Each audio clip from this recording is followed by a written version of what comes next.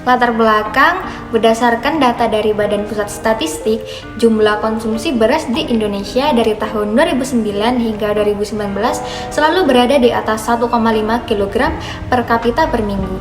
Apabila keadaan ini terus berlangsung tanpa adanya diversifikasi pangan, maka mempengaruhi kesehatan masyarakat serta mengancam ketahanan pangan nasional. Salah satu alternatif dari tingginya konsumsi nasi adalah mie. Mie merupakan salah satu produk pangan yang populer karena dikonsumsi oleh sebagian masyarakat Indonesia sebagai sarapan, selingan, maupun makanan pokok. Hal ini dikarenakan mie dapat digunakan sebagai sumber energi karena kandungan karbohidrat yang cukup tinggi. Selain itu, mie memiliki cita rasa yang nikmat, mudah, dan murah untuk dinikmati menurut Jatmiko dan Estiasi pada tahun 2014. Mie adalah produk pangan hasil ekstrusi, dan ekstrusi bahan pangan adalah suatu proses di mana bahan tersebut dipaksa mengalir di bawah pengaruh satu atau lebih kondisi operasi seperti pencampuran, pemanasan, dan pemotongan. Melalui suatu cetakan yang dirancang untuk membentuk hasil ekstrusi yang bergelembung kering. Proses ekstrusi menjadi pilihan dikarenakan lebih fleksibel, produktivitas tinggi, biaya rendah, dapat menghasilkan produk dengan bentuk tertentu, kualitas tinggi, dan konsumsi energi yang efisien, menurut Putra DKK pada tahun 2013. Banyak inovasi mie yang telah dilakukan untuk mengurangi penggunaan tepung terigu. Salah satu di antaranya yaitu substitusi dengan tepung mokaf. Oleh karena itu, digunakan variasi rasio tepung terigu dan tepung mokaf dalam pembuatan mie dengan parameter pengamatan berupa elastisitas, warna, dan daya rehidrasi. Selanjutnya yaitu ada rumusan masalah. Rumusan masalah pada penelitian ini yaitu yang pertama bagaimana proses pembuatan mie berbahan dasar terigu dan mokaf dengan rasio yang berbeda. Yang kedua yaitu bagaimana pengaruh perbedaan rasio tersebut antara terigu dan mokaf terhadap karakteristik yang akan dihasilkan. Selanjutnya ada tujuan penelitian. Tujuan penelitian ini yaitu ada dua. Yang pertama, mengetahui proses pembuatan mie berbahan dasar terigu dan penambahan mokaf dengan rasio yang berbeda. Dan yang kedua, mengetahui pengaruh perbedaan rasio terigu dan mokaf terhadap karakteristik mie yang akan dihasilkan. Selanjutnya ada tinjauan pustaka. Yang pertama ada mie. Mie merupakan salah satu produk pangan yang disukai atau digemari oleh masyarakat hampir semua kalangan. Selain rasanya yang enak, juga cara penyajiannya yang cukup praktis. Jenis mie yang mampu bersaing di pasaran adalah mie kering. Mie kering adalah mie yang diolah dengan tidak mengalami proses pemasakan. Lanjut ketika benang mie telah dipotong, melainkan mie segar yang langsung dikirimkan. Menurut Asnawi tahun 2019.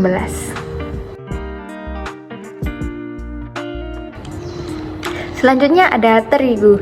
Tepung terigu adalah tepung atau bubuk halus yang terdiri dari biji gandum dan dapat digunakan sebagai bahan dasar pembuatan kue, mie, roti, dan pasta. Tepung terigu memiliki protein yang berperan dalam menentukan kekenyalan terhadap makanan yang terbuat dari bahan tepung terigu. Keistimewaan tepung terigu adalah kemampuannya dalam membentuk gluten. Pada saat tepung terigu dicampur dengan air, sifat elastisitas gluten menyebabkan mie yang dihasilkan tidak putus, menurut Hartanto 2013.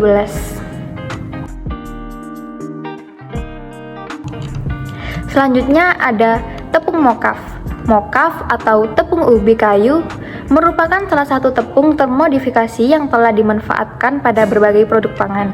Mokaf merupakan tepung yang yang dimodifikasi sel ubi kayu secara fermentasi menurut Putri et al. 2018.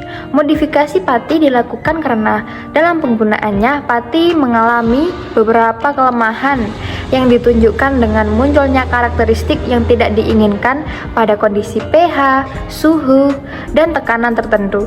Modifikasi pati dapat memperbaiki karakteristik yang dihasilkan menurut Aini et al. 2016.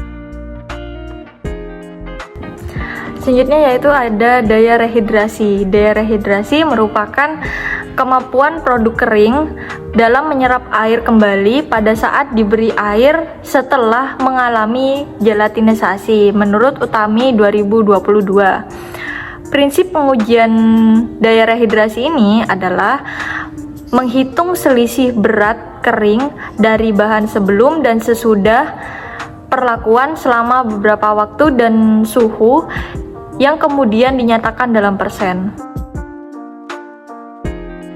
Selanjutnya ada elastisitas mie. Elastisitas mie sangat dipengaruhi oleh kandungan gluten.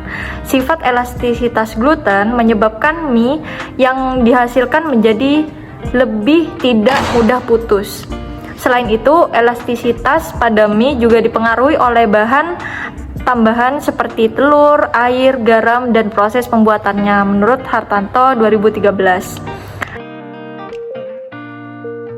Selanjutnya ada extruder. Extruder adalah mesin utama dalam proses ekstruksi dan didesain sedemikian rupa sehingga mampu menghasilkan bahan yang berkualitas. Oleh karena itu, extruder harus bisa menyediakan kondisi suhu, tekanan, dan pengadukan yang optimal. Sebagian besar panasnya berasal dari gerakan antara bahan dan selongsong dari extruder. Bab 3 metodologi penelitian. Yang pertama yaitu ada bahan yang digunakan pada penelitian ini, yaitu yang pertama ada tepung mokaf, yang kedua ada tepung terigu, yang ketiga ada kuning telur, dan yang terakhir ada air. Selanjutnya yaitu alat yang digunakan pada penelitian ini yaitu adalah yang pertama automatic noodle maker, yang kedua ada neraca digital, yang ketiga ada loyang, yang keempat ada kompor, yang kelima panci.